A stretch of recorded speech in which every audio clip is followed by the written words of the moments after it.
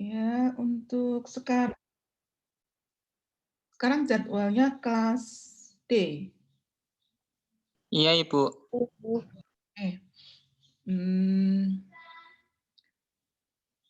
Izin share screen ya. Iya, Ibu.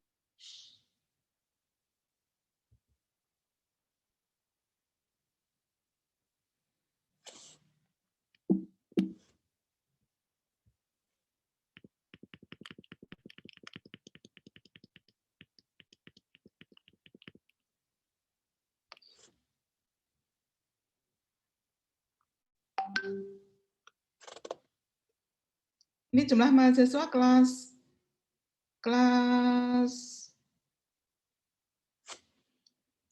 apa ini? D itu berapa orang?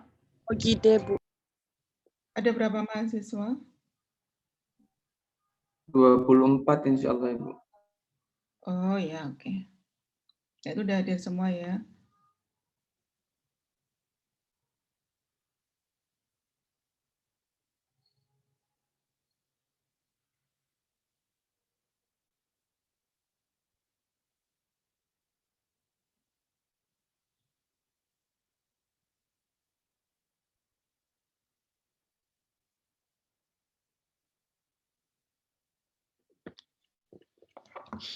Oke, minggu yang lalu pada saat pertemuan pertama kita sudah mempelajari tentang pengertian lingkungan hidup dan ekologi sebagai dasar ilmu lingkungan ya. Selanjutnya untuk pertemuan kali ini kita akan lihat prinsip-prinsip dasar ilmu lingkungan. Oke. Jadi kita tahu bahwa kalau kita mempelajari ekologi itu kita juga ada beberapa prinsip ya di dalam mempelajari ekologi. Nah, maka prinsip-prinsip ekologi akan menjadi pokok ya dalam menanggulangi masalah lingkungan hidup. Nah, inilah yang kita kenal dengan prinsip-prinsip dasar ilmu lingkungan. Ya. Jadi ada 14 prinsip, ya nanti ada 14 prinsip dalam prinsip-prinsip dasar ilmu lingkungan, yaitu yang pertama kita lihat tentang terkait dengan prinsip pertama itu adalah konservasi energi, ya. Jadi semua energi yang memasuki sebuah organisme, ya, organisme atau biasa juga disebut dengan jasad hidup, ya. Jadi semua energi yang memasuki sebuah organisme, populasi atau ekosistem dapat dianggap sebagai energi yang tersimpan atau terlepaskan, ya.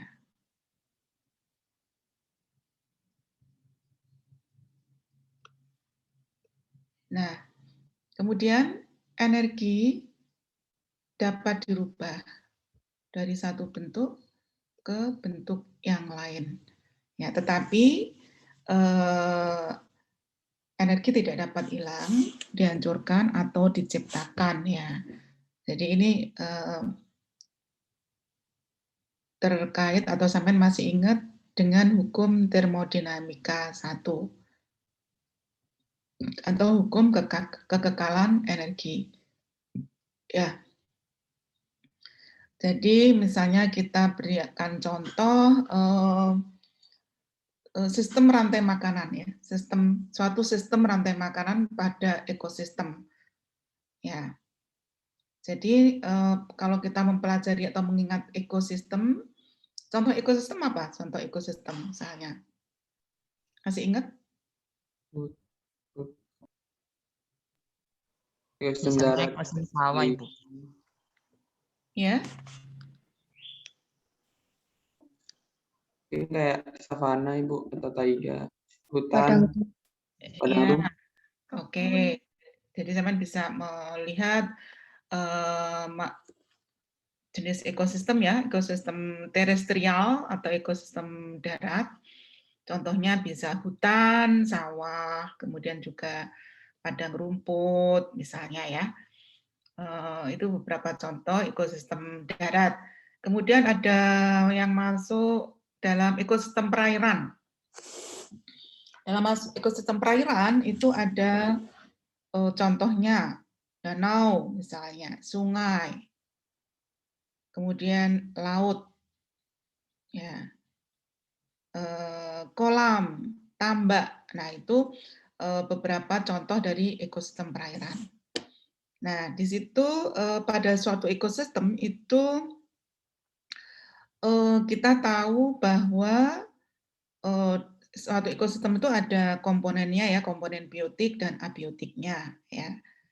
Jadi ada komponen makhluk hidup, biotik dan juga komponen abiotik atau komponen yang tidak hidup. Nah, pada awalnya atau pada mulanya itu energi dari matahari akan diterima oleh tumbuhan. Ya. Dan diubah menjadi energi kimiawi melalui proses fotosintesis. Nah, jadi kalau dalam ekosistem dalam komponen biotiknya itu kita tahu ya ada apa saja itu dalam rantai makanan tuh. Hewan, tumbuhan. Tumbuhan, produsen, sama konsumen. Ya, ada yang bertugas sebagai produsen, konsumen, dan pengurai.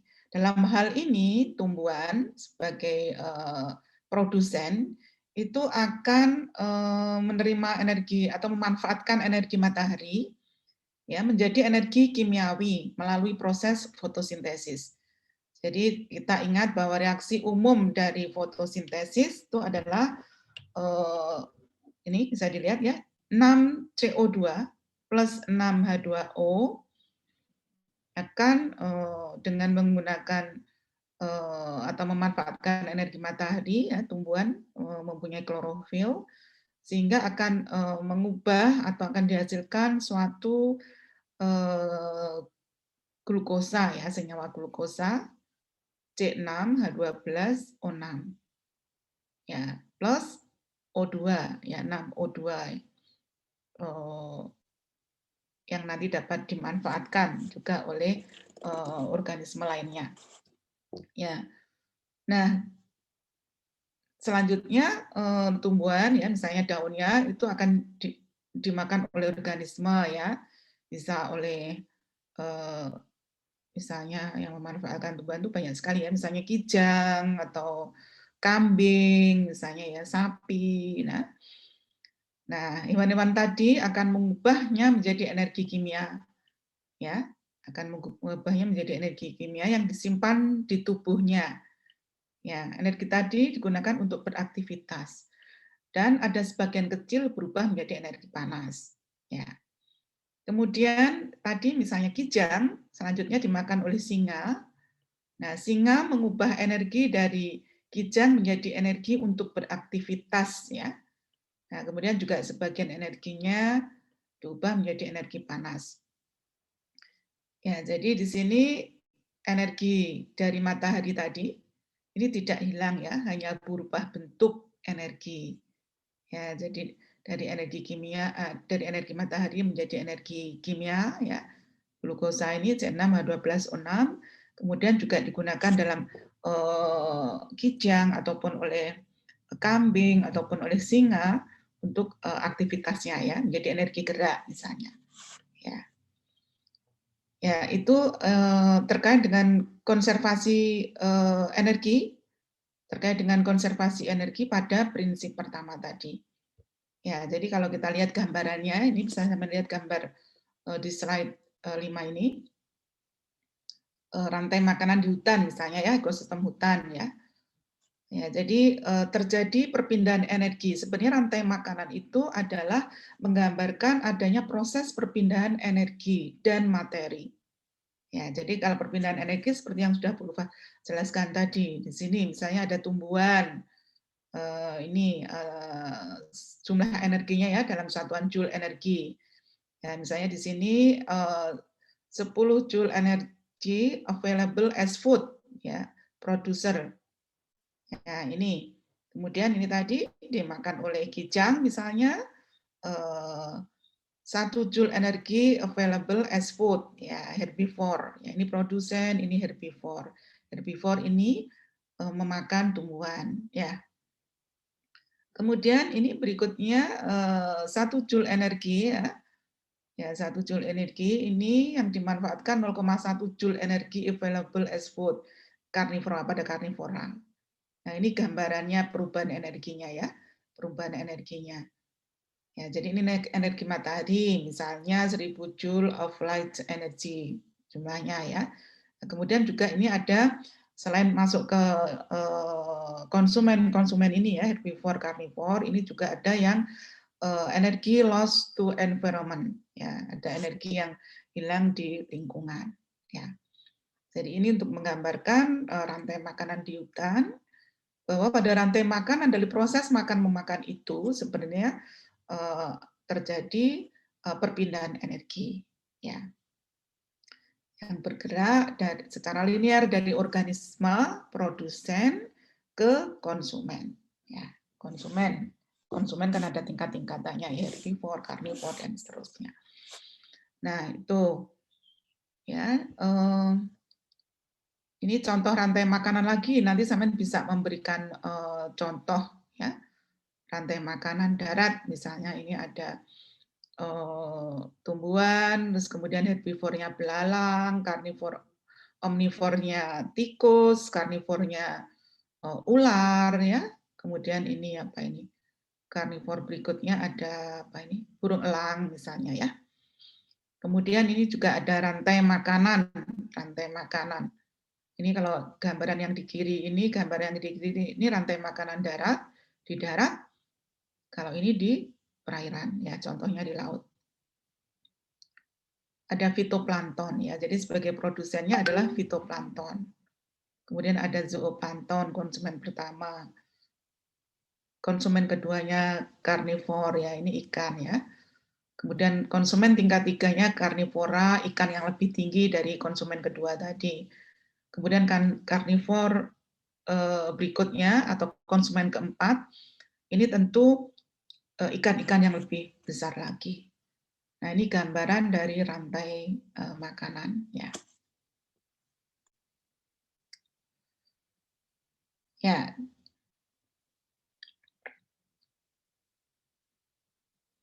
Ada yang bisa menunjukkan rantai makanan yang lain? Selain yang Bu Ulfa tunjukkan ini misalnya?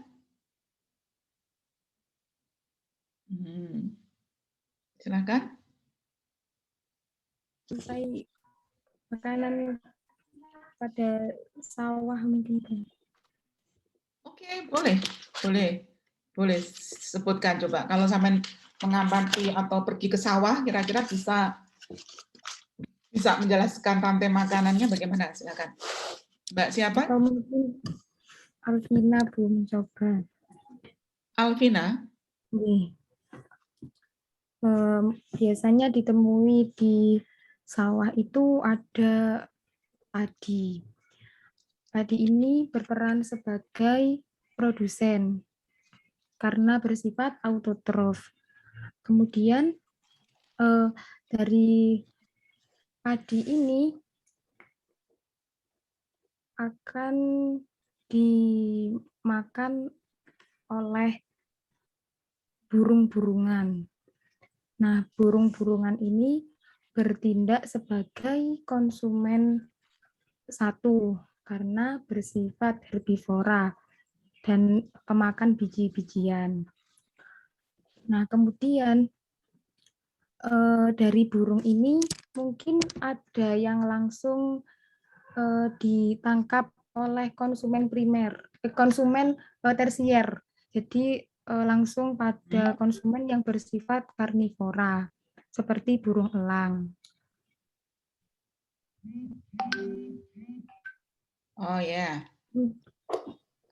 Oke, Mungkin, itu yang di ya lanjut. Dan yang sering saya temui itu yang di kebun, Bu, sebenarnya. Kebun itu gimana kan kalau banyak kebun? tanaman buah-buahan sebagai produsen. Kemudian konsumen pertamanya adalah ulat, karena kan ulat itu suka pada aroma tumbuh-tumbuhan. Kemudian ulat ini akan dimakan oleh konsumen kedua atau konsumen sekunder, yaitu burung. Nah, burung ini akan dimakan oleh konsumen tersier yang bersifat karnivora, yaitu burung elang. Dan kemudian ketika sudah mati, bangkainya akan diuraikan oleh mikroorganisme. Kurang Oke. lebih seperti itu. Ya, oke. Jadi di situ pada rantai makanan, nanti yang lain bisa menyebutkan ya. Tentunya rantai makanan ini sudah sering kalian sudah pelajari di ekologi ataupun di waktu SMA ya, seperti itu. Cuman sebenarnya itu tadi dalam proses rantai makanan itu sebenarnya terjadi perpindahan energi ya melalui peristiwa makan dan dimakan tadi ya. Jadi yang membentuk satu rangkaian tertentu ya. Ya, jadi di sini bisa kita lihat mulai dari produsen, perpindahan energinya mulai dari produsen, kemudian ke konsumen. Konsumen pun juga ada nanti tingkatannya ya, mulai konsumen 1, 2, 3, 4 ya, seperti itu. Ya, jadi terjadi perpindahan energi. Ya. Oke, kemudian jaring-jaring makanan. Kalau jaring-jaring makanan ini berikutnya, saya kenal juga ya istilah jaring-jaring makanan ya. Ya, jadi sekumpulan rantai makanan yang saling berhubungan seperti membentuk jaring. Nah, itu disebut dengan jaring-jaring makanan. Jadi ini misalnya kita ambil contoh di sini bisa kita lihat jaring-jaring makanan ini kubis, misalnya tumbuhan kubis. Tumbuhan kubis ini tidak hanya dimakan oleh tikus saja, tetapi dimakan juga oleh ulat. Ya, ya, jadi membentuk jaring-jaring makanan di sini. Membentuk ini jaring makanan sendiri, di sini jaring makanan sendiri. Begitu pula belalang misalnya. Belalang tidak hanya dimakan oleh katak saja, tetapi barangkali juga atau juga ada beberapa jenis burung yang bisa makan belalang, misalnya seperti itu. Ya, ya. Jadi ini gambaran dari apa namanya jaring-jaring makanan. Ya, kemudian juga bisa kita lihat jaring-jaring makanan yang lain, misalnya ini. Nah, ini juga saya harus bisa menjelaskan ya. Nih, ada kalau di ini ada tumbuhan, ada kambing, ada serigala, ada singa misalnya. Ya, kemudian juga ini ada kelinci, kucing hutan misalnya ya. Kelinci ini selain dimakan oleh kucing hutan juga dimakan oleh serigala misalnya ya. Tikus ini juga dimakan kucing hutan, dimakan burung hantu ya, dan seterusnya. Nanti saya bisa memberikan contoh-contoh yang lain. Oke. Kemudian selain aliran energi, itu tadi juga ada aliran materi ya, sebenarnya juga ada aliran materi.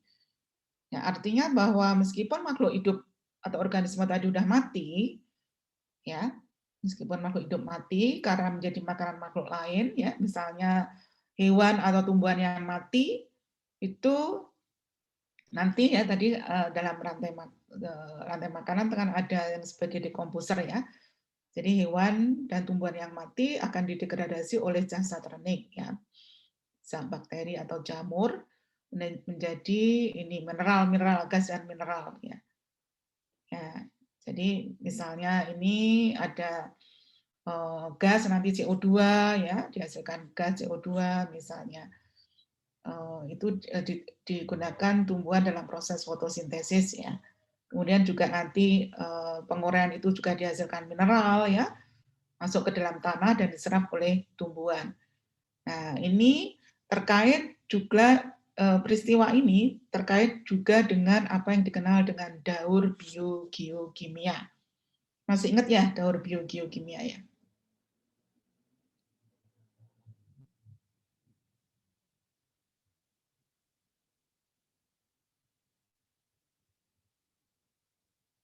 Daur biogeokimia itu apa sih sebenarnya kira-kira? Daur air, Ibu. Contohnya ya. Geokimia ini kira-kira apa ini? Dari istilahnya sama daur biogeokimia kan udah juga mempelajari ya di ekologi ya. Apa daur biogeokimia? Sebenarnya apa sih daur biogeokimia itu menggambarkan apa? Siklus aliran perputaran Perpindahan unsur-unsur Pindahan, kimia. Ibu. Ya, yang mau menjawab siapa? Saya, Ibu. Kalau dari saya Mas- sendiri itu siapa? daur. Oke, Ibu. Siapa namanya, Mas? Wildan Zainuri, Ibu. Mas Wildan, ya. Kalau daur biogeokimia itu merupakan perpindahan unsur-unsur kimia melalui makhluk hidup dan lingkungan abiotik, baik itu tanah maupun air. Tanah. Ya, jadi geokimia. Ya, jadi ini siklus ya, perputaran senyawa kimia ya dari makhluk hidup, bio, kemudian juga ada geo ya. Jadi dari makhluk hidup ke lingkungan ya, yang berupa siklus ya, siklus senyawa kimia, unsur-unsur kimia yang berasal dari makhluk hidup, bio itu ke geo lingkungan. Oke. Contohnya bisa siklus C karbon, siklus N ya, fosfat, Fe dan lain-lain ya. Ya, kita coba lihat contoh di sini ya, siklus karbon misalnya ini untuk mengingat nanti sama bisa membuka siklus-siklus yang lain ya. Siklus karbon ya. Bisa kita mulai dari coba ada yang mau menjelaskan ini gambar ini, coba ada yang bisa, ini kan hanya mengulang juga ya, merefresh coba ini. Siapa yang mau menjelaskan ini gambar ini? Boleh dimulai dari mana saja, silakan.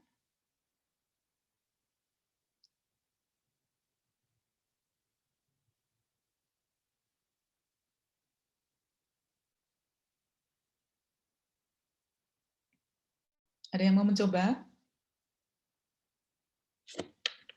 Silakan.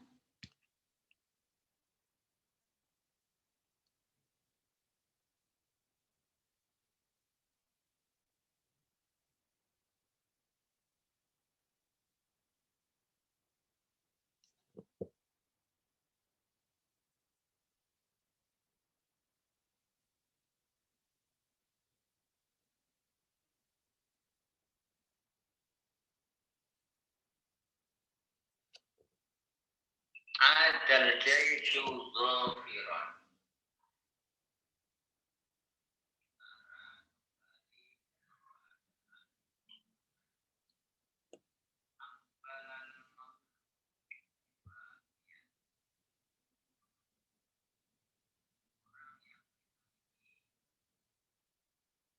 Ya. Halo? Ada yang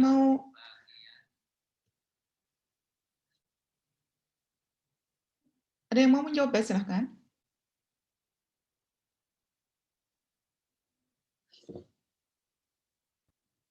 Ingin mencoba, Bu. Mbak siapa? Alvina, Bu. Mbak Marsina. Siapa? Alvina. Gak jelas. Ya, Alvina, Bu. Oh, Alvina. Oke, Alvina. Mungkin saya jelaskan sebisa saya yang saya pahami dari gambar ini.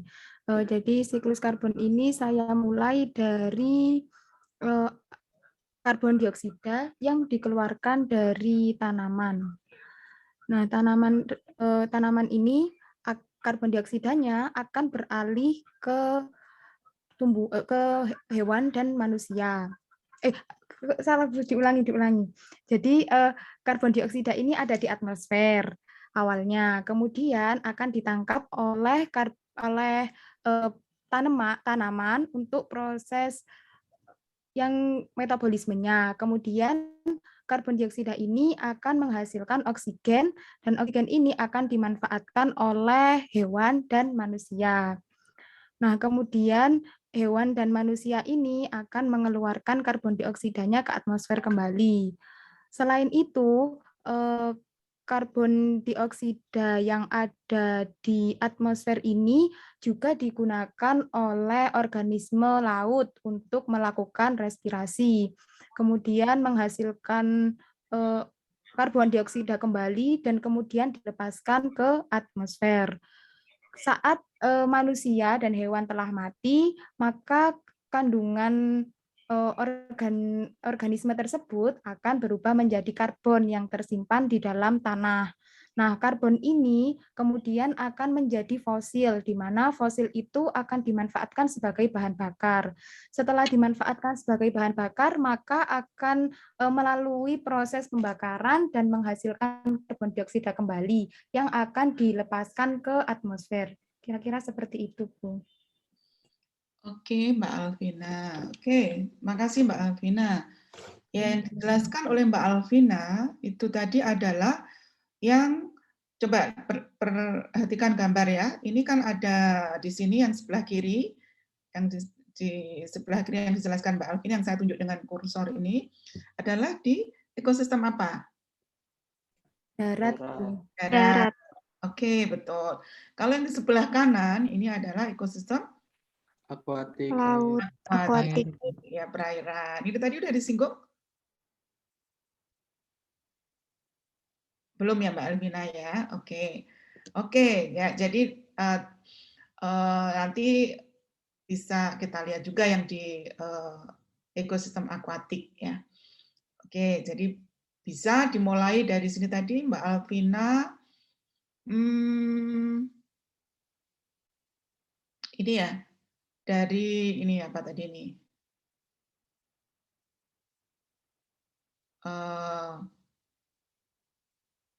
Plan tanaman, plant respiration misalnya ya. Ya jadi plant respiration ya, kembalinya CO2 ke atmosfer melalui plant respiration ya. Ya jadi di sini dalam respirasi itu akan apa? Dihasilkan apa dibutuhkan CO2? Dihasilkan karbon Ibu. dioksida. Ya, dihasilkan CO2 in atmosphere. Ya, jadi seperti itu ya. Jadi CO2 in atmosphere nanti juga akan dibutuhkan plant, algae, cyanobacteria ya untuk proses fotosintesis. Oke, proses fotosintesis. Dalam proses fotosintesis akan dihasilkan O2 ya, nanti juga dibutuhkan oleh manusia, kemudian juga oleh hewan ya, seperti ini ya. Nah, kemudian hewan dan tumbuhan itu apabila mati akan didegradasi ya, dead organism ya. Ya, jadi akan didegradasi, didegradasi oleh soil and water microbe ya. Jadi mikroba tanah dan mikroba air ya gitu ya. Nah, kemudian dalam proses degradasi ini juga akan dihasilkan CO2 yang dilepas di atmosfer. Nah, kemudian juga di sini dead organism organisme yang mati itu akan bertahun-tahun ya menumpuk dengan waktu yang cukup lama, akan terjadi fossil fuel ya. Apa fossil fuel ini? Fossil fuel ya, fossil fuel sebagai apa? Bahan bakar dari fosil. Bahan bakar fosil ya. Kemudian juga ini juga ada selain fossil fuel juga ada wood and fossil fuel. Ini dapat digunakan dalam kegiatan manusia ya. Salah satunya misalnya ini dalam produksi dalam industri-industri yang menggunakan bahan bakar ini, yang menggunakan food and fossil fuel untuk proses produksinya dengan untuk sebagai bahan bakar. Nah, bahan bakar ini proses burning, ini asap-asapnya ini, nah ini dikeluarkan juga dalam proses pembakaran itu pembakaran food and fossil fuel itu dihasilkan CO2 yang dilepas ke atmosfer. Ya, ini tadi bersiklus lagi ceritanya, seperti namanya siklus ya. Kembali lagi proses yang sama. Oke, ini yang di darat. Kemudian kalau yang di laut, ya, kalau yang di laut tentu produsennya itu adalah bisa tanaman-tanaman laut itu ya, algae misalnya, juga misalnya fitoplankton ya, dalam proses fotosintesis. Nah, itu ya. Jadi sama plant algae, cyanobacter, fotosintesis ya.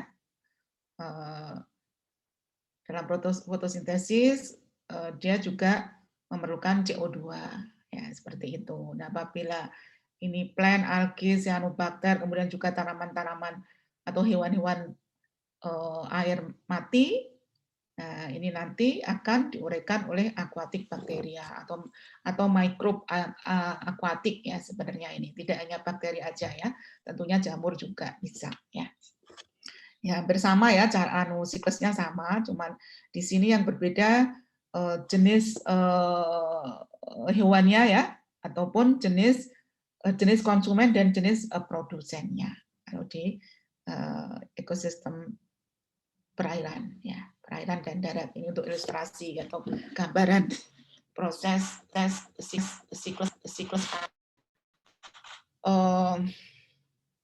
siklus karbon di ekosistem perairan dan di darat ya.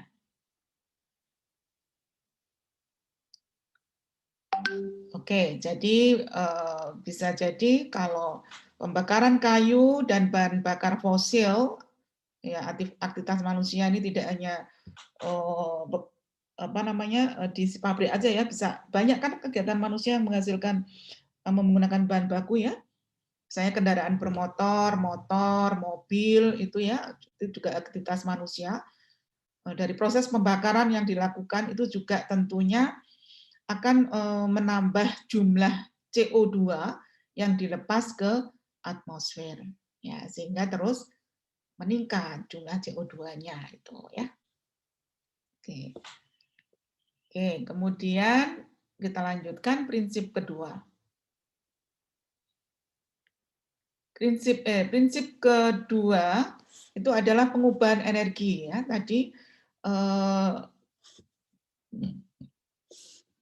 Tadi hukum termodinamika pertama, sekarang terkait dengan hukum termodinamika kedua atau hukum entropi. Bahwa tidak ada sistem pengubahan energi yang betul-betul cermat tadi ya. Tidak ada sistem pengubahan energi yang betul-betul cermat. Setiap perubahan energi yang terjadi tidak akan terjadi tepat 100%. Melainkan akan selalu ada energi yang kurang bermanfaat. Meskipun energi tidak akan pernah hilang ya.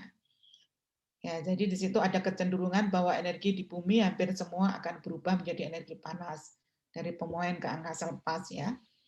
Ya, jadi digambarkan tadi kan tidak ada yang 100% ya perubahan energinya kan. Tidak ada yang 100% ya. Jadi dari pemuaian tadi ada yang lepas ke angkasa ya, atau disebut dengan energi to loss to environment ya. Jadi tidak ada sistem pengubahan energi yang betul-betul cermat. Jadi contohnya misalnya perubahan energi dari makanan menjadi energi untuk beraktivitas oleh organisme hidup, misalnya harimau misalnya, atau kambing atau kijang misalnya. Jadi ada energi yang dirubah menjadi energi panas yang keluar dari tubuhnya. Ya, selain digunakan untuk aktivitas, kan ada juga energi yang dilepas sebagai panas, ya, dilepas dari tubuhnya. Nah, itu prinsip kedua. Berikutnya prinsip ketiga, kategori sumber daya alam ya. Jadi materi, energi, ruang, waktu, dan keanekaragaman adalah kategori sumber daya alam. Ya. Ya. Jadi pengaruh ruang beranalogi dengan materi dan energi. sebagai sumber daya alam. Ya, ruang memisahkan suatu populasi dari bahan makanannya, sehingga akan menentukan perkembangan populasi organisme tadi. Ya, misalnya kita ambil contoh di sini perkembangan populasi ular lah ya, sebagai pemakan tikus. Di sebuah daerah yang banyak tikus, perkembangan populasi ular pemakan tikus di sebuah daerah yang banyak tikus akan lebih cepat daripada di daerah dengan populasi tikus sedikit. Ya. Jadi, ruang pemisah antara ular dan tikus akan berpengaruh terhadap ketersediaan energi untuk ular dan berpengaruh terhadap kelangsungan populasinya. Ya, jadi ini contoh dari terkait dengan ruang. Ya, bisa memberikan contoh yang lain terkait dengan ruang ini ya, ruang sebagai kategori sumber daya alam. Silakan. Sampean bisa mencari yang apa yang sampean temui di beberapa hal yang sampean temui di lingkungan sekeliling sampean. Kalau belajar lingkungan itu kita memang harus bisa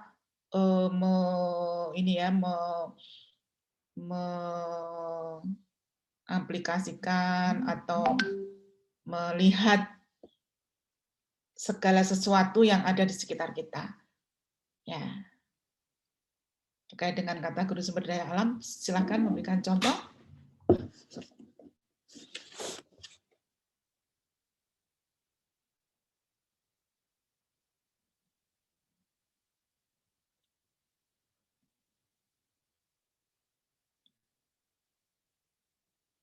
Ruang memisahkan suatu populasi dari bahan makanannya, sehingga akan menentukan perkembangan populasi organisme tadi.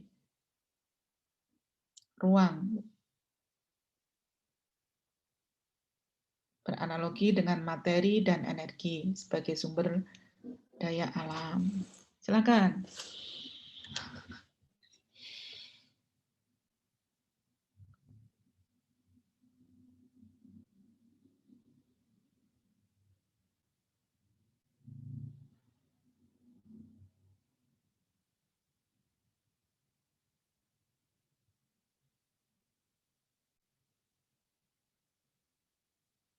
Ada yang mau memberikan contoh?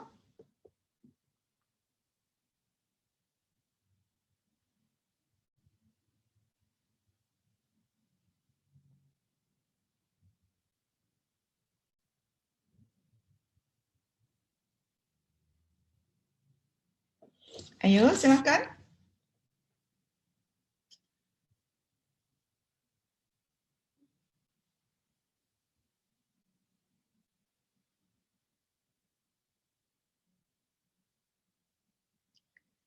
Mas Ari Sukiman ada? Ada Ibu. Ada Ibu. Ya, silakan. Bisa nggak Mungkin perkembangan populasi burung terhadap apakah suara saya terdengar?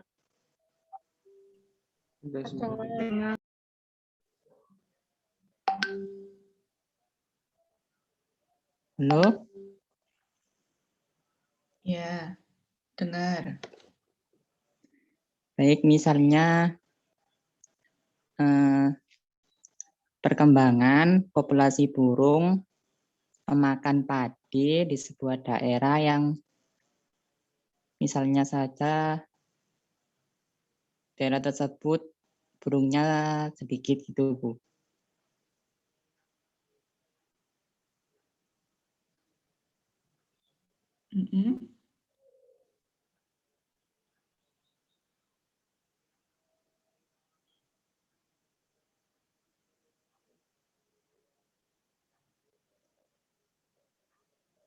Iya, bagaimana?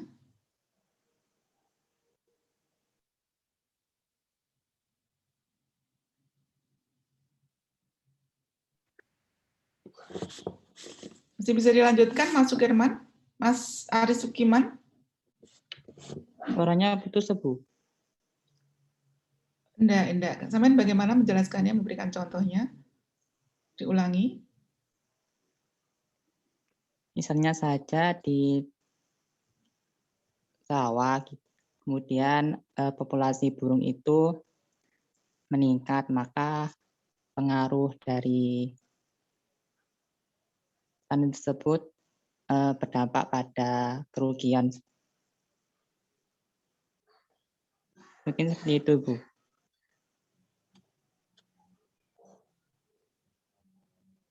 Yang lain bagaimana yang lain kira-kira?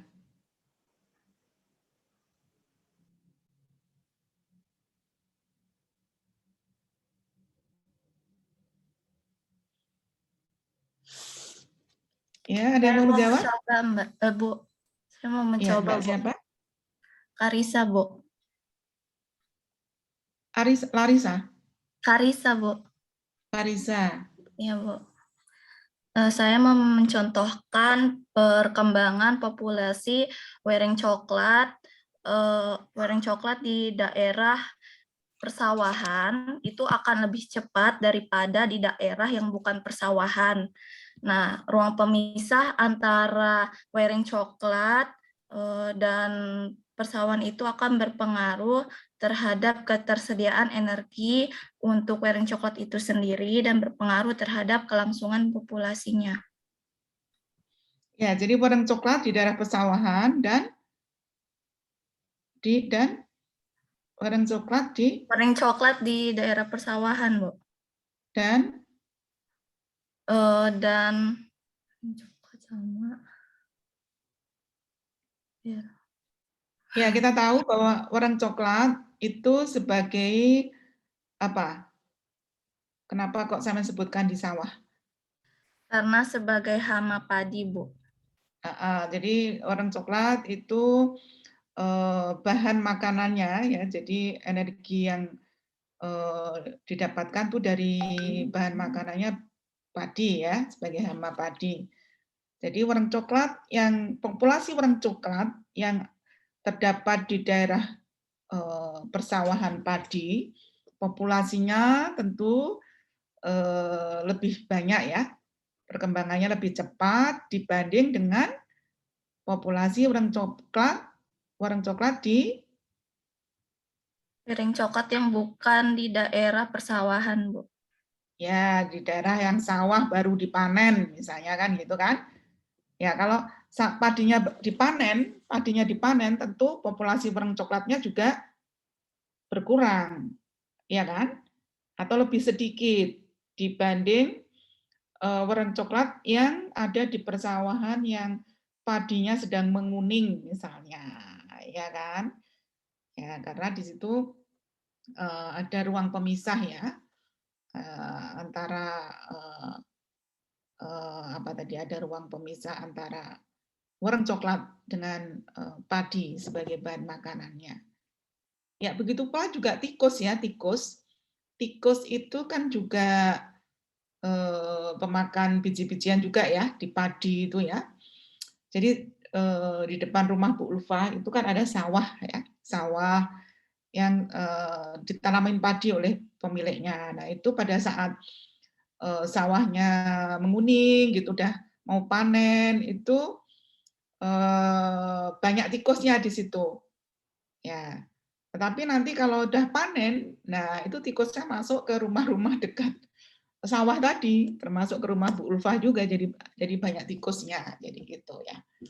Jadi populasi di sawah, populasi tikus di sawah yang tadinya ada padi menguningnya itu lebih banyak, perkembangannya lebih cepat ya dibanding dengan populasi tikus setelah sawah tadi dipanen.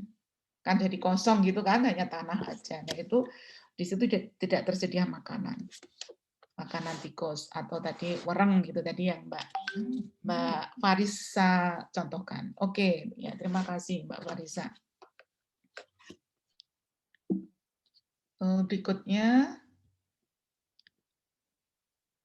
waktu adalah sebuah faktor yang sangat penting dalam sumber daya alam ya. waktu selalu berkaitan dengan sumber daya alam lainnya.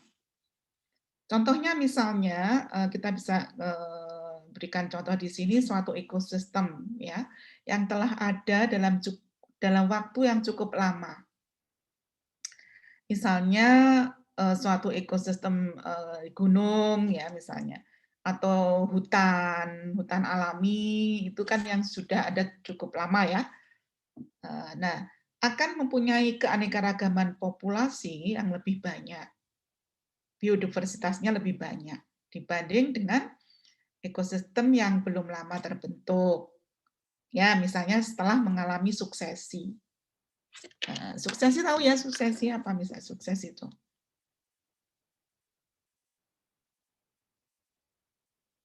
Sudah belajar ekologi di istilah suksesi, dalam ekologi juga sampean sudah tidak asing lagi.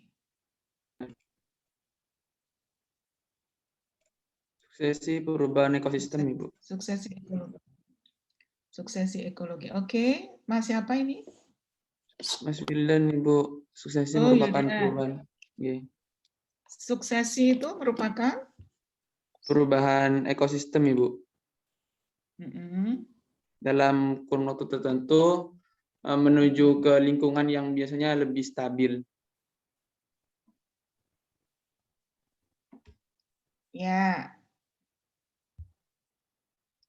Jadi suksesi ekologi itu bisa kita berikan pengertian proses ya perubahan. Ya, proses perubahan dalam struktur spesies komunitas ekologi dari waktu ke waktu. Ya, skala waktunya ini bisa prosesnya bisa lama ya, bisa puluhan tahun ya, atau lebih lama lagi ya. Setelah terjadi kepunahan massal. Ya, misalnya suksesi itu bisa terjadi karena gunung meletus, misalnya, ya, atau kebakaran hutan, misalnya. Nah, seperti itu. Tsunami, misalnya, waktu itu, ya. Jadi bisa terjadi seperti itu, kepunahan-kepunahan, ya. Ya, jadi itu.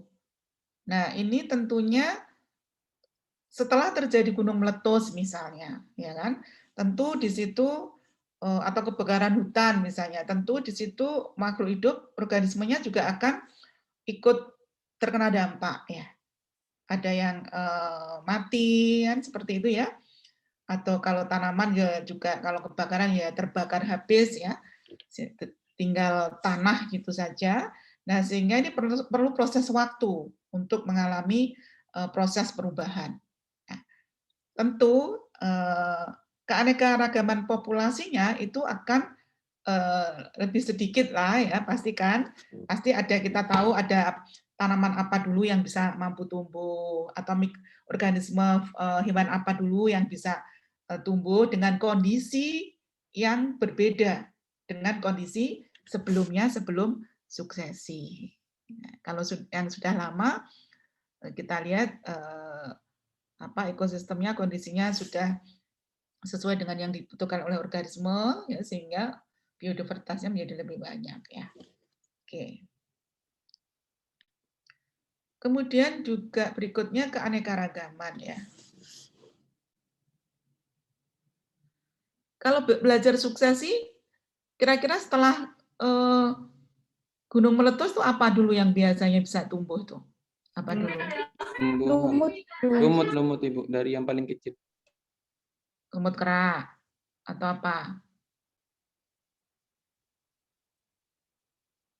Sudah belajar suksesi di geoekologi?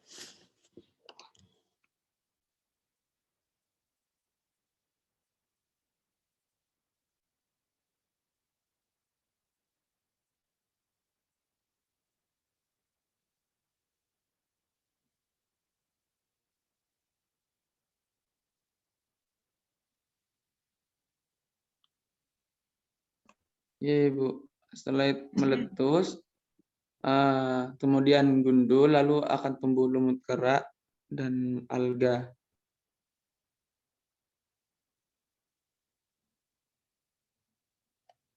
Ya, coba nanti kalian pelajari lagi ya tentang suksesi itu. Artinya pasti ada beberapa jenis yang mampu tumbuh disesuaikan dengan habitatnya itu tadi ya. Jadi apa yang tersedia dulu dan yang cocok dengan organisme tertentu yang mampu tumbuh. Ya, coba nanti dibuka lagi ya terkait dengan suksesi. Artinya pasti di situ tuh tidak semua langsung semua jenis mampu beradaptasi dengan lingkungan barunya. Pasti begitu ya. Pasti hanya ada beberapa jenis yang mampu dengan kondisi baru tadi. Oke. Keanekaragaman berikutnya juga merupakan sumber daya alam yang sangat berpengaruh ya. Jadi di situ mempengaruhi tingkat ketahanan sebuah ekosistem. Baik itu berupa keanekaragaman jenis, keanekaragaman jenis makanan ataupun jenis populasi ya, dalam ekosistem tersebut ya. Contohnya ketika suatu ekosistem terjadi suatu hal yang tikusnya misalnya populasi tikusnya habis atau enggak ada atau musnah, ular yang hanya memakan tikus saja akan ikut hilang. Ya. Tetapi ular yang mempunyai makanan beraneka ragam tidak akan banyak terganggu ya. Karena dia masih mampu memakan makanan jenis lainnya. Ya, jadi seperti itu. Jadi biodiversitas itu mempengaruhi tingkat ketahanan sebuah ekosistem ya. Ya, jadi ekosistem kestabilan ekosistem ya itu sampai masih ingat nggak kestabilan ekosistem itu di ekologi?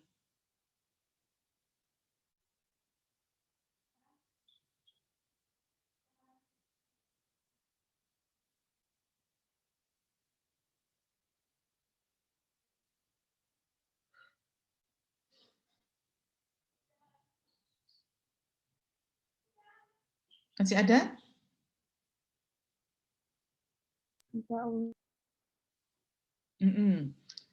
Jadi bagaimana stabil ekosistem dikatakan stabil itu apa kira-kira? Interaksi antara komponen biotik maupun abiotiknya itu berlangsung seimbang. Interaksi antara komponen biotik, abiotik seimbang. Oke, Bu, berlangsung secara seimbang. Ya, yang dimaksud seimbang bagaimana kira-kira? Saling cukup dan sesuai dengan perannya komponen itu masing-masing. Ya, gimana Mbak? Siapa yang menjawab? Itu Bu, mungkin karena jumlah komponennya itu cukup dan bisa mencukupi peran dari komponen tersebut. Mbak ini ya, Mbak siapa ini tadi? Alvina, Bu. Alvina, Mbak Alvina ya? Ibu. Ya,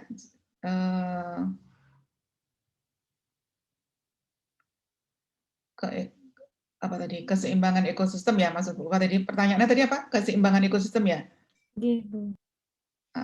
Jadi apa itu maksudnya tuh?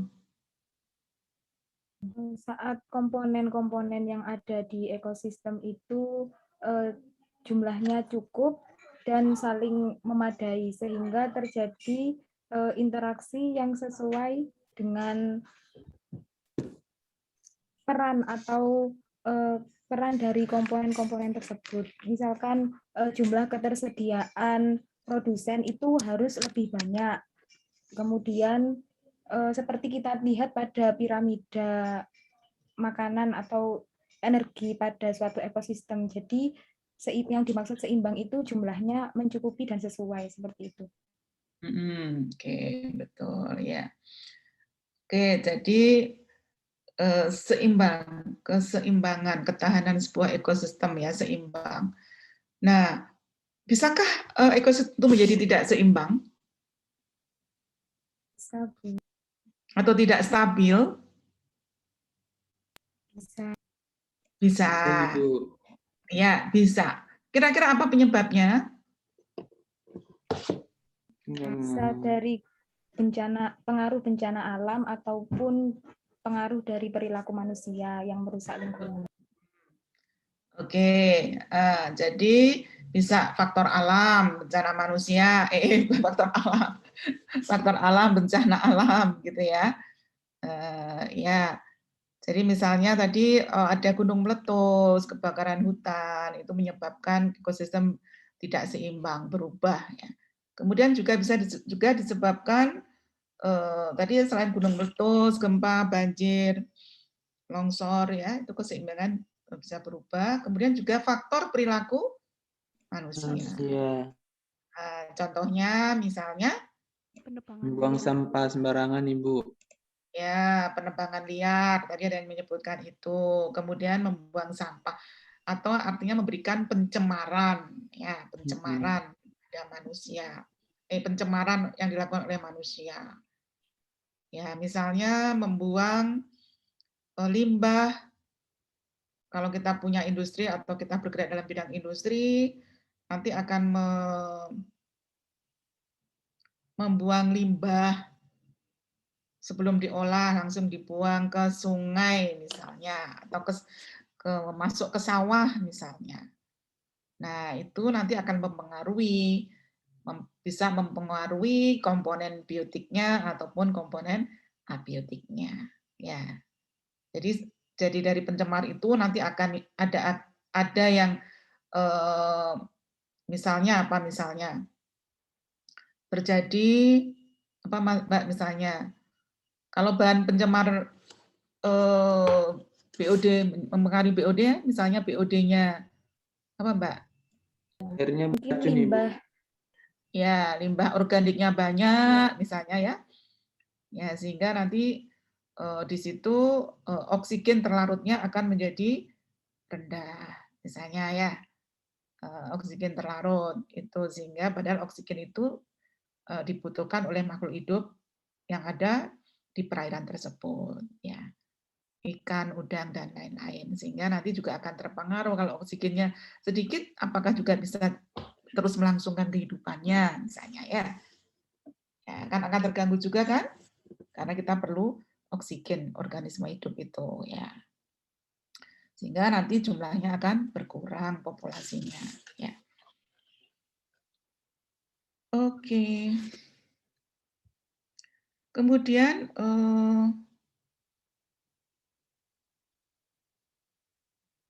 ini belum ini. Berikutnya ya. Berikutnya adalah prinsip keempat ya, prinsip keempat prinsip penjenuhan. Ya, jadi untuk semua kategori sumber daya alam, kalau pengadaan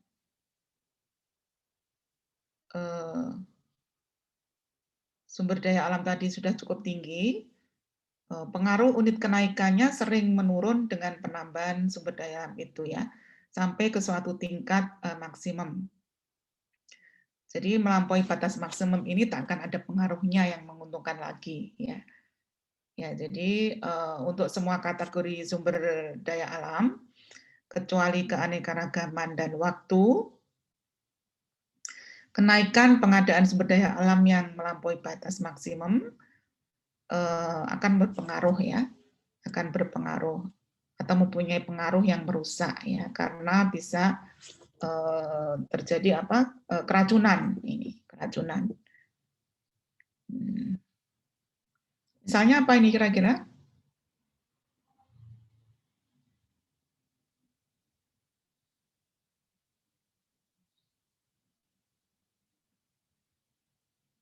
Bisa memberikan contoh ini misalnya?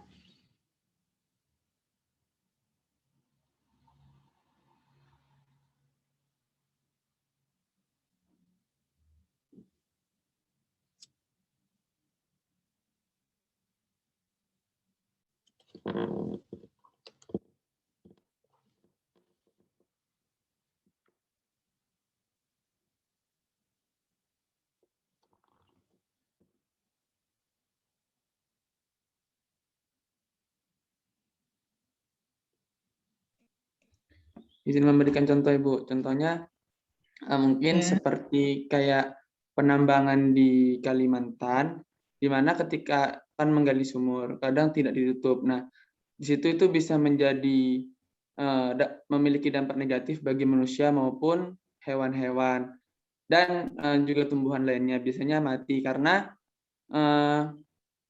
tanahnya itu juga beracun, Ibu, tidak baik untuk pertumbuhan.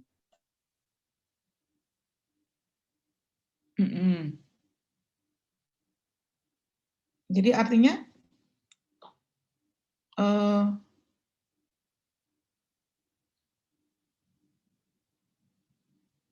bagaimana tadi?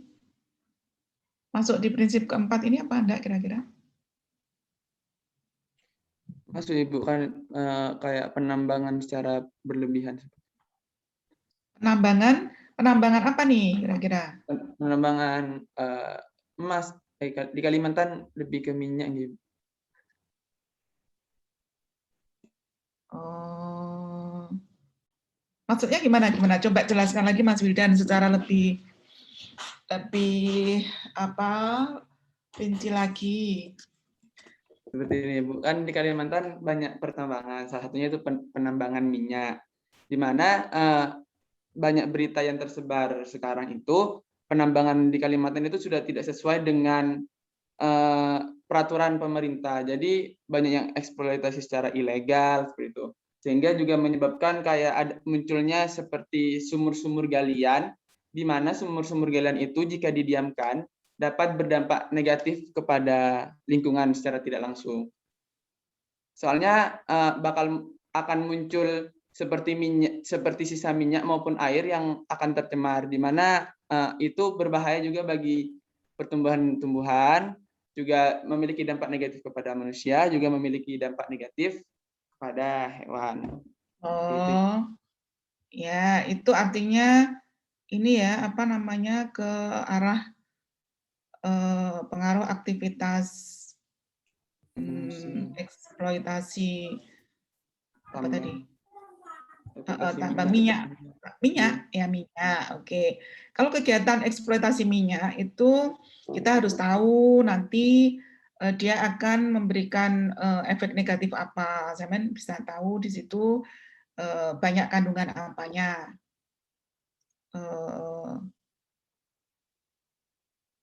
Kalau minyak itu apa Mas kira-kira? Kira-kira pencemarnya apa kira-kira? Dia juga ini, Bu, berpengaruh kepada pernafasan. Ada timbul-timbul gas-gas beracun. Ada gas selenium misalnya gitu ya. Ada TU, kemudian ada logam berat misalnya dan sebagainya itu ya. Ya itu artinya ke arah pencemaran ya, ke arah pencemaran.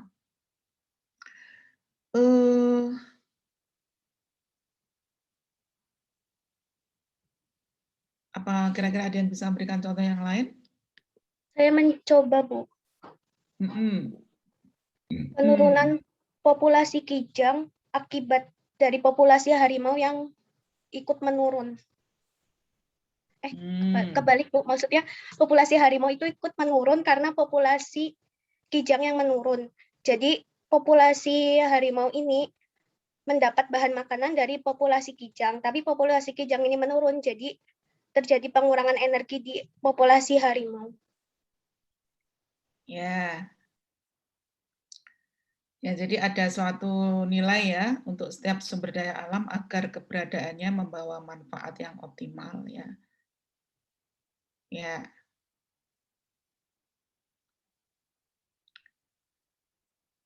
Ya, jadi misalnya tadi digambarkan sebuah populasi harimau ya. Ya. Jadi karena kita tahu kijang itu makanan harimau gitu ya. Bisa kijang sebenarnya bisa kambing misalnya ya. Kalau kijang atau kambing itu populasinya menurun, ini juga akan berpengaruh terhadap populasi harimau yang ikut menurun juga. Ya. Tetapi bila populasi kijang naik atau kambing naik, ya tentu juga akan diikuti oleh populasi harimau yang meningkat jumlahnya pesat. hingga pada suatu saat akan terjadi pengurangan populasi yang terjadi, maksudnya hingga akan terjadi pengurangan populasi harimau. Akhirnya populasi harimaunya juga akan terjadi penurunan, ya, karena kijang sebagai sumber daya makannya tidak cukup lagi untuk harimau. Ya, jadi di situ. Jadi ada titik batas maksimum ya, juga sekaligus batas minimum. Jika terjadi penambahan atau bahkan pengurangan akan terjadi berkurangnya daya kegiatan.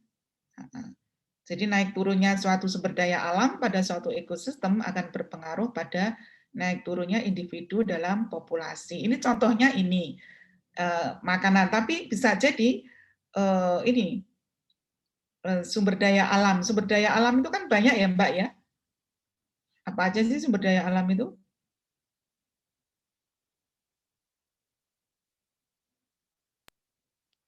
Tambang ikan. Hayati, hayati. Apakah hanya hayati aja? Non hayati, Bu. Ada. Non hayati juga ya.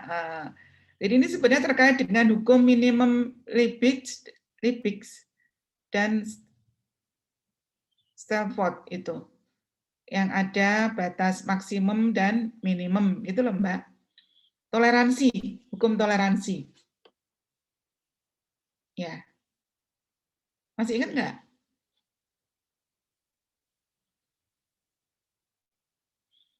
Ya, hukum toleransi. Apa sih terkait dengan hukum toleransi itu apa? Terkait dengan apa itu?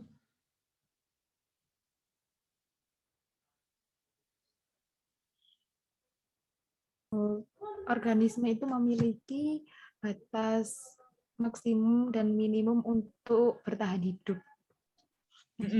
Untuk bertahan hidup terkait dengan ini tadi ya, sumber daya terkait dengan sumber daya alam ini tadi ya, prinsip pendunian ya. Ya. Kategori sumber daya alam. Materi, energi, ruang, waktu, dan keanekaragaman adalah kategori sumber daya alam. Ya, jadi di sini ada prinsip penjenuhan untuk semua kategori sumber daya alam. Kalau pengadaan itu sudah cukup tinggi, pengaruh unit kenaikannya sering menurun dengan penambahan sumber daya alam itu sampai suatu ke tingkat maksimum. Ya, jadi tadi kategori sumber daya alam kan banyak Mbak ya di sini ya. Materi, energi, ruang, waktu, dan keanekaragaman. Ya, adalah ini keanekaragaman makhluk hidup bisa juga itu ya. Keanekaragaman banyak. Jadi contohnya itu tidak hanya ini saja, tidak hanya kijang ini dan harimau. Ya, tapi bisa apa lagi misalnya? Bisa memberikan contoh?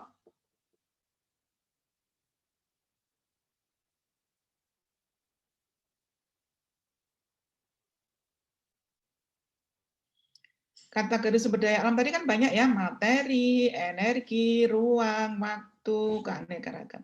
Silakan. Sampean kan sudah mempelajari hukum toleransi Lippisch dan Stelford itu ya. Ada batas minimum, maksimum, optimum itu ya.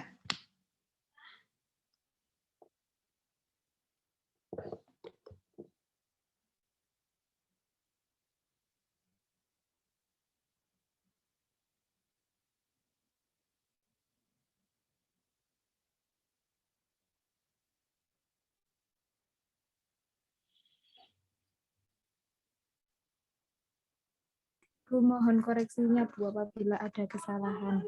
Ingin berpendapat mungkin pada suatu ekosistem padang rumput itu terdapat satu konsumen primer yang pastinya herbivora. Contohnya saja adalah harimau.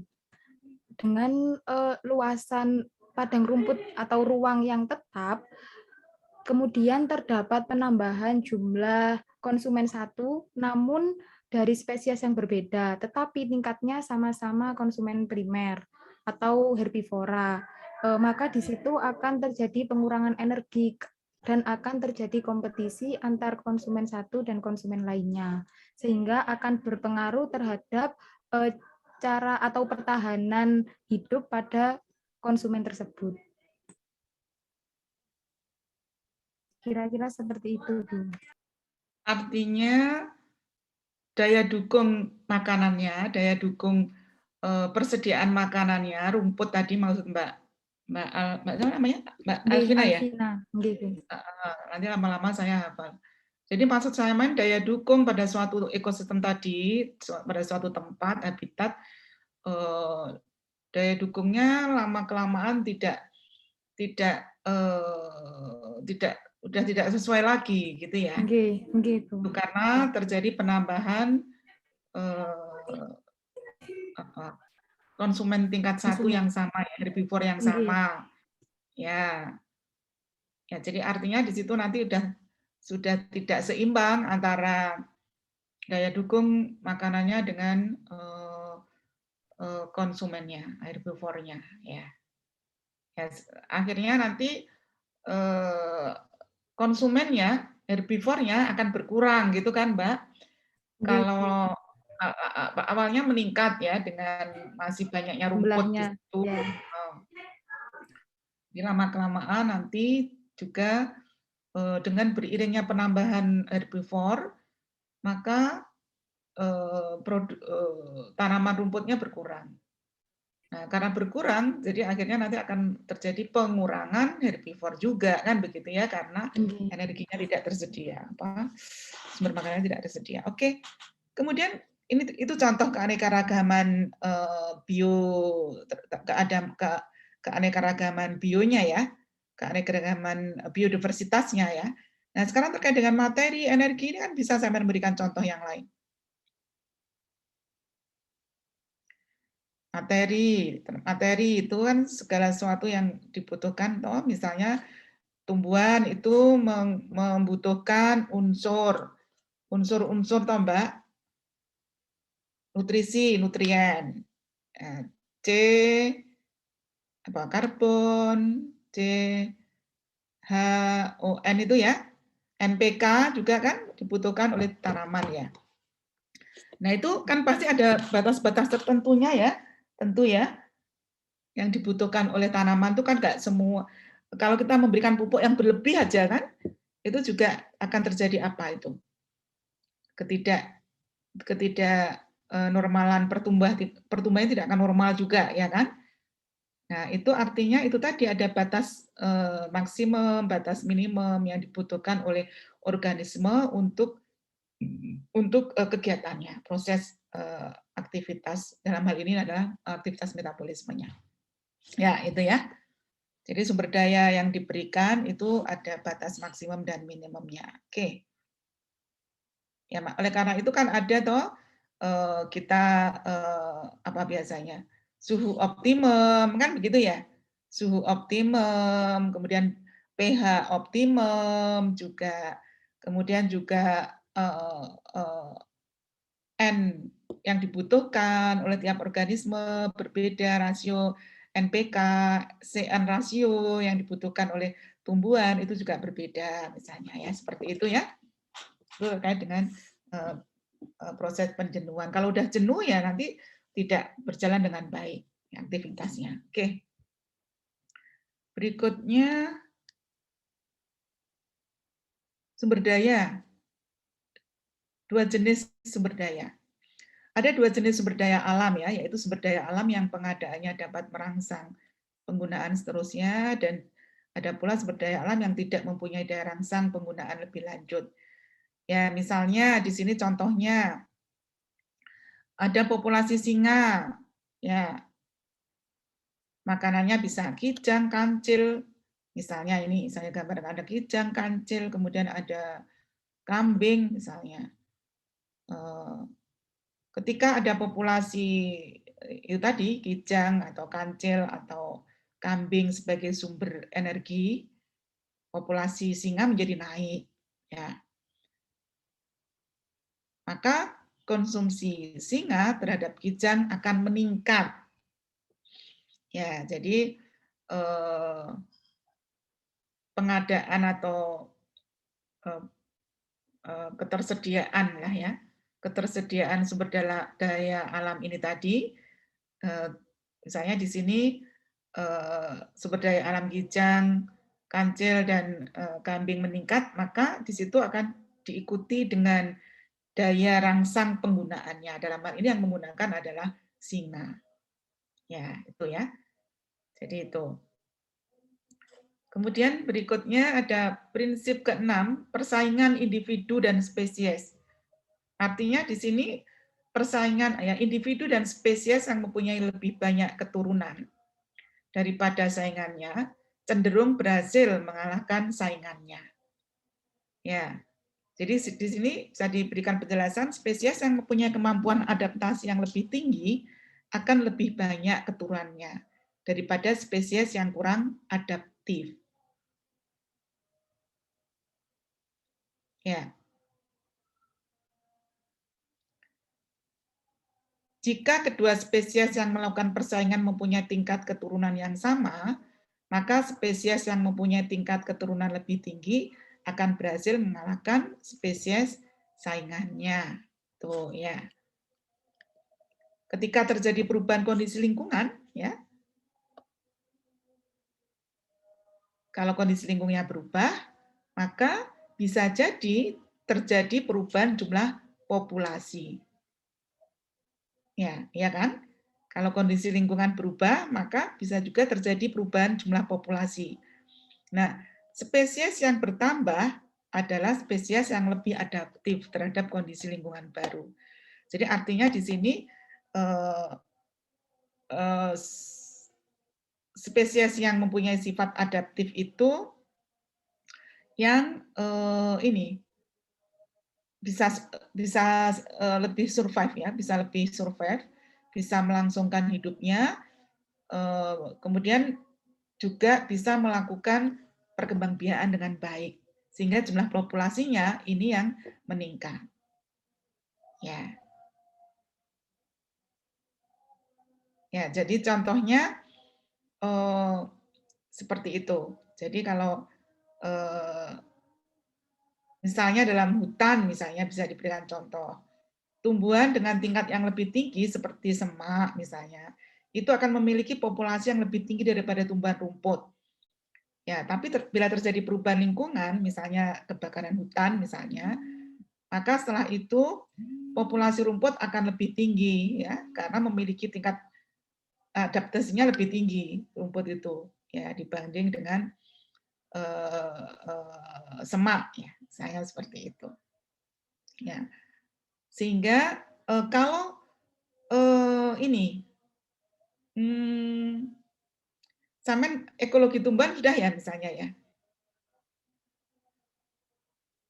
Ekologi tumbuhan udah ngambil belum? Belum Ibu. Belum Ibu. Oh, ekologi umum ya? Ibu, yang umum. Nah, tapi diajari kan cara menganalisis vegetasi kayak gitu? Plot itu Ibu. Ya, analisis vegetasi nanti menghitung dominansi kan seperti itu ya?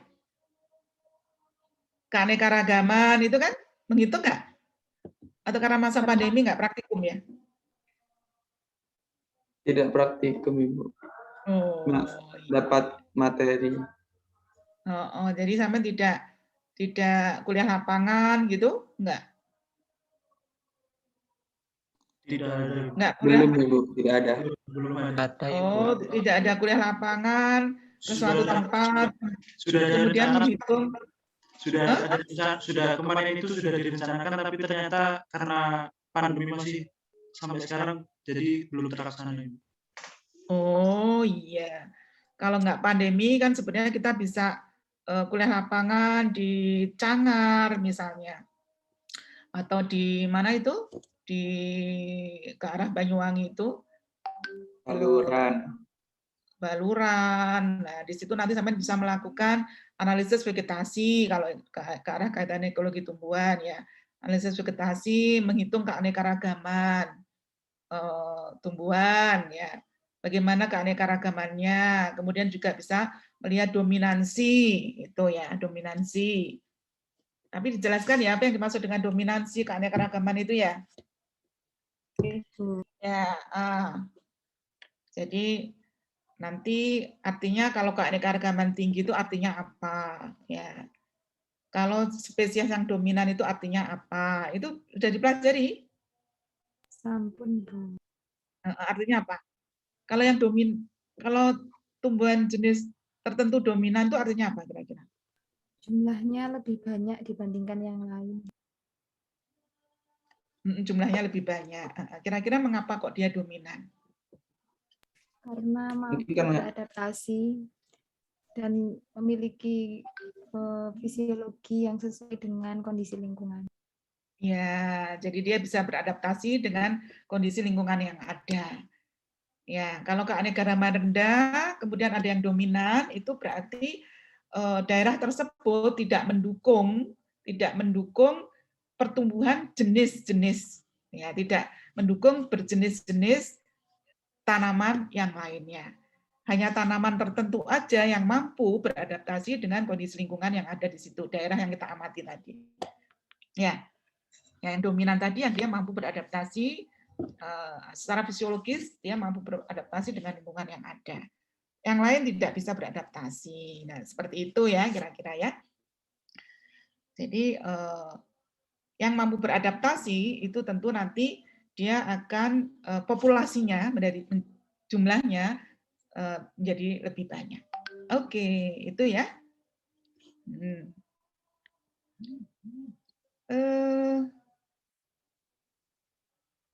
Kemudian apa ini? Ke-6, tadi ke-6 ya, sekarang ke-7. Jam berapa ini? Masih ada waktu ya, 10 menit lagi ya. Ada pertanyaan sebelum saya lanjutkan?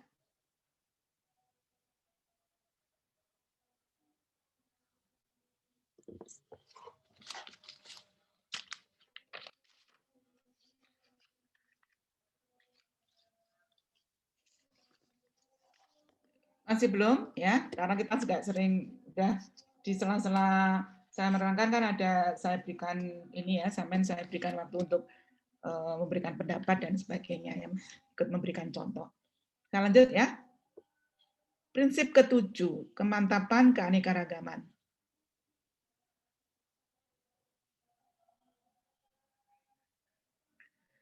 Kemantapan keanekaragaman suatu komunitas lebih tinggi di lingkungan yang mudah diramal. Ya, ini penjelasannya. Jadi kalau pada suatu daerah yang mempunyai kondisi yang cenderung sama dalam suatu waktu, atau pada daerah tersebut terdapat sebuah siklus perubahan faktor lingkungan yang mempunyai pola yang teratur, kemantapan keanekaragaman suatu komunitas akan lebih tinggi. Ya. Hal ini dikarenakan dengan kondisi yang relatif mudah diramalkan. Ya. Kondisi yang relatif mudah diramalkan tadi, proses untuk hidup relatif lebih mudah. Ya. Maksudnya pada daerah tersebut akan banyak dijumpai keanekaragaman dengan jenis spesies yang banyak. Ya. Yang melakukan evolusi hingga tingkat optimum terhadap keadaan lingkungan. Nah, sebaliknya, pada daerah yang cenderung tidak stabil, spesiesnya hanya sedikit, ya, dan kepadatannya umumnya serupa. Ya, itu tadi ya, yang Bu Lufah katakan ada kepadatannya sedikit, ya, spesiesnya hanya sedikit, yang mampu tumbuh hanya sedikit, keanekaragamannya rendah. Sehingga nanti hanya muncul ada beberapa jenis yang dominan. Nah, itu kan kalau tidak stabil itu ya. Ya. Jadi ini kalau sampean nanti dalam penelitian itu bisa melakukan penelitian ya, melihat kondisi atau ekosistem yang sampean bisa yang kira-kira nanti ini ke apa namanya ekosistem atau habitat yang daerahnya dari waktu ke waktu perubahan faktor lingkungannya polanya teratur, tidak banyak berubah bandingkan dengan ekosistem ya suatu daerah habitat yang kondisinya fluktuatif. Ya, fluktuatif. Itu bisa fluktuatif itu kan banyak faktor ya, bisa suhunya berubah, pH-nya berubah misalnya. Kemudian juga bisa kandungan oksigennya berubah-ubah misalnya. Nah, karena banyak faktor. Ya misalnya pencemar aja. Kalau di situ daerah ini banyak pencemar, jadi sampean bisa mengambil lokasi yang dekat dengan sumber pencemar dan yang tidak gitu maksudnya. Ya, hutan yang jauh dari hutan alami yang jauh dengan aktivitas manusia dengan hutan yang dekat dengan aktivitas manusia. Tadi misalnya Mas Wildan memberikan tadi mengungkapkan ada misalnya daerah yang dekat dengan eksplorasi minyak misalnya. Ya. Ada eksplorasi minyak, kemudian dekat dengan industri-industri. Nah, seperti itu. Ya kan? Nah, pasti itu kan membuat kondisinya fluktuatif. Ya, kondisi lingkungannya fluktuatif. Sehingga bisa dikatakan tadi ada ekosistem yang stabil dan yang tidak stabil karena lingkungannya itu tadi. Kalau yang lingkungannya mudah diramal, yang stabil ya, suhunya stabil, kemudian juga pH-nya stabil, kemudian juga ya namanya stabil kan ini ya mudah diramalkan ya, pasti ini nanti keanekaragamannya juga akan lebih tinggi dibanding dengan kondisinya yang fluktuatif. Ya, itulah ya. Gambarannya seperti itu. Nanti sampai bisa membedakan kok itu keanekaragamannya lebih banyak mana dengan daerah yang kondisinya cenderung sama dari waktu ke waktu dengan daerah yang fluktuatif kondisinya. Itu nanti sampai bisa melakukan penelitian. Ya. Atau nanti sampai bisa kan terkait dengan tugas Bulva juga ya, kan ada tugas review jurnal ya. Nanti kalau sampean belum bisa melakukan penelitian sendiri kan bisa mempelajari dari jurnal-jurnal hasil penelitian terdahulu ya yang terkait dengan prinsip-prinsip ekologi ya terkait dengan lingkungan. Ya, itu. Nanti bisa sampean tuangkan dalam tugas. Oke. Itu mungkin untuk prinsip ke-7. Ya, ini.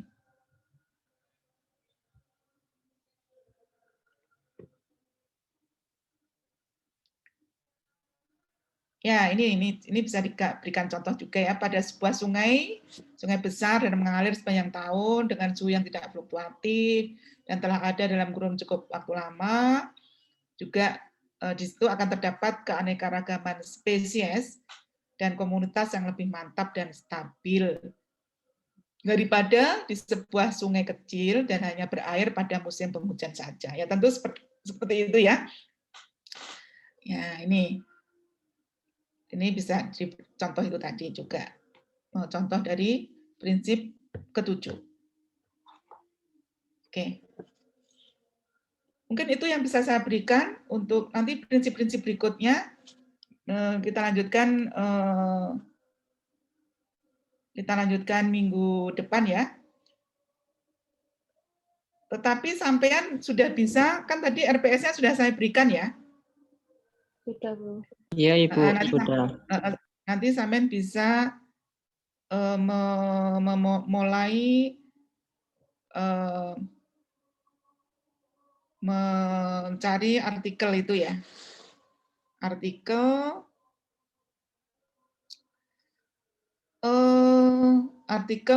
yang terkait dengan topik ini, topik yang sudah ada di RPS itu, kemudian 2 minggu lagi bisa presentasi. Nanti saya acak gitu yang presentasi. Tapi semua mencari tugasnya itu ya. Nanti yang presentasi yang akan saya pilih gitu aja ya, atau yang bersedia gitu ya. RPS-nya sudah ini tadi sudah saya kirim, bisa sampean pelajari. Oke. Oke, mungkin itu dari saya untuk pertemuan kali ini terkait dengan prinsip-prinsip dasar ilmu lingkungan. Insya Allah kita lanjutkan minggu depan kalau tidak ada halangan ya. Dengan harapan apa yang sudah kita pelajari hari ini ya semua yang sampean pelajari hari ini termasuk dasar-dasar ilmu lingkungan ini dapat memberi manfaat ya, tentunya harapannya seperti itu. Dapat memberi manfaat bagi kita semua. Sekian dulu, tetap semangat. Mudah-mudahan kita selalu diberi kesehatan oleh Allah. Amin ya robbal alamin. Sekian dulu ya. Assalamualaikum warahmatullahi wabarakatuh. Waalaikumsalam warahmatullahi wabarakatuh.